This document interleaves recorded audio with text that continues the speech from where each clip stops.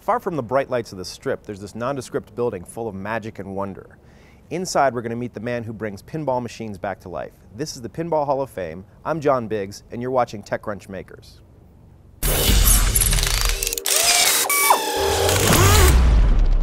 Hello, I'm Tim Arnold. I'm the evil overlord here at the Pinball Hall of Fame in Las Vegas.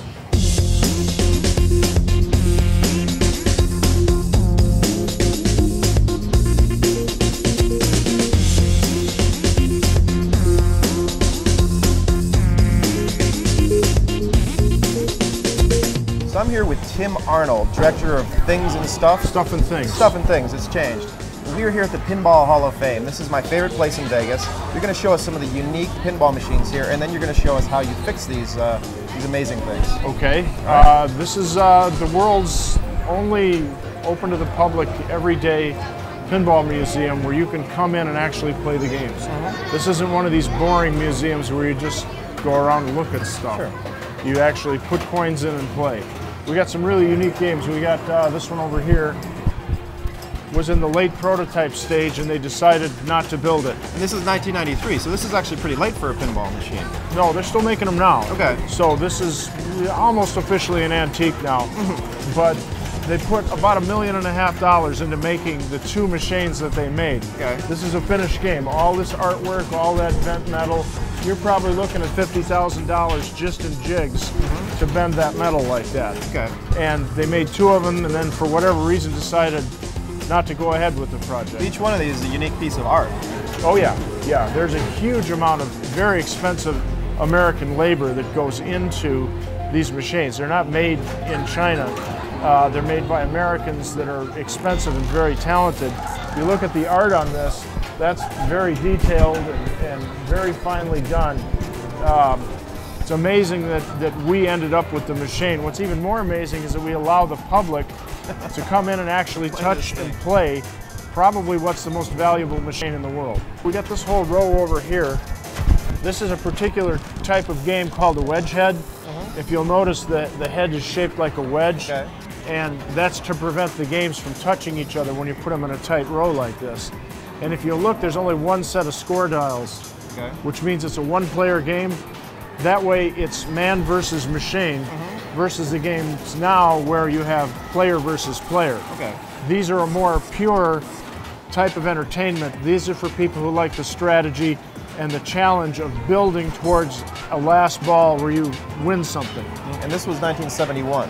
Right. So at what point did they start getting flashing lights, all the fancy noises and all that other good stuff? Everything went computerized between 76 and 77, when computers took over everything. The mechanical logic which are on these is like the old gas pumps and the rotary telephones. That they pretty much stopped making that when electronics came in. And Gottlieb was one of the major players in the whole space for years, decades. Back in the day, they were the Cadillac of the industry. They'd been building pinball machines since the 30s. They went out of business in '96. I have one of every game they ever made. I have the world's only complete set. Wow. So that's what I'm trying to do with this big long row here, is give you the history and let you play your way through the history and decide which ones you like best and which ones you don't like. This game doesn't exist. It was, the factory was going to produce it, but then they decided at the last minute, they ordered one of the employees to put all the parts in a crushing machine in a dumpster. And he kept this piece of wood and that sheet of glass back there. Oh no. So I ended up with them, and what I'm going to show you is this is what you can do if you have nothing else to do. This is all hand built by me. Oh my God. And if you look at it, every spacer, every wire, you can see that the cables are obviously handmade and not finished very well. But everything on here, every scrap of wire, every spacer, every switch came from something else. So this was the only one in the world until another one suddenly surfaced in South America. So I built this by hand. This is the equivalent of the CPU here. This is a motor that has switches that are actuated by cams, and as the motor turns, things happen in sequence. Okay. That way, if you hit one switch, you can score 50 points. We have the flippers, which are just solenoids that move in and out, which turn a flipper. And here's the infamous tilt mechanism. You look down here, there's a lead weight that's suspended out around a brass ring, and if you touch the side, oh, you tilt. Tim, this is your workshop area. It's a small place in the back, but why don't you tell us about some of the your experience first, I guess, in maintaining these machines and what it takes to keep all these things running. What it takes is a vast knowledge of the way things used to be. And if you look over here, here's my certificate of completion. I'm a Bally's certified technician. I went to service school in 1977. So that was the last of the mechanical service schools where they taught you how to properly set a relay. I think I have one in my attic, but that's about it. Somewhere. Well, I'm still fixing 8-track tapes. A lot of it is just the fact that I've been doing it for so long, I just keep doing it. And for some reason, unlike everybody else, I haven't stopped.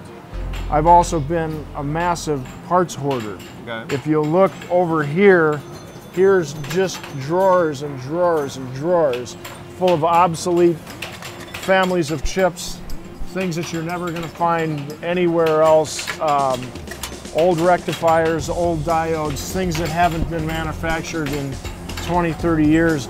I've got them here. I've got a storage trailer out back full of other parts, and we've got another storage building besides this building, the same size, that's full of games and parts. Oh, wow. So it's literally... This is just the tip of the iceberg. Yeah, yeah. So this is just where the magic happens. Okay. If I didn't buy them, they were going to go to the dump. Okay. And I dug games out of basements, out of old swimming pools. I bought a bunch of games from the Imperial Grand Wizard of the Ku Klux Klan just before he went to jail. Sure, as you do. There's a million stories about driving around in the dark finding pinball machines. And this is a show for makers, so what's your best piece of advice for folks who are either thinking about getting into repairing old pinball machines or just generally in terms of building mechanical things using a lot of the fascinating new tools that we have now, like including Arduino? I would tend to ignore anything that could be replicated by a machine. I've really done well in my life by doing things with my hands that a machine will never be able to do. People who can draw, people who can paint, people who can sculpt, the fine arts have always had a tradition of people saying, this is what I want to do, but there's never been in the manual arts the kind of thing. When I was going to high school, it was like, oh, you don't want to go into the manual arts because that's for poor people. Rich people, successful people do things with their mind. Well, now computers are taking over, and you're finding that people that still have the skills to run these are doing quite well. So if I was starting out today, I would find something that had to be done with hands and eyes and brains, and not something that could be shipped off to China or done by a machine. All right. Thanks a lot, Tim. Thanks. This is the Pinball Hall of Fame, my favorite place in Vegas. I'm John Biggs, and you've been watching TechCrunch Makers. See you next time.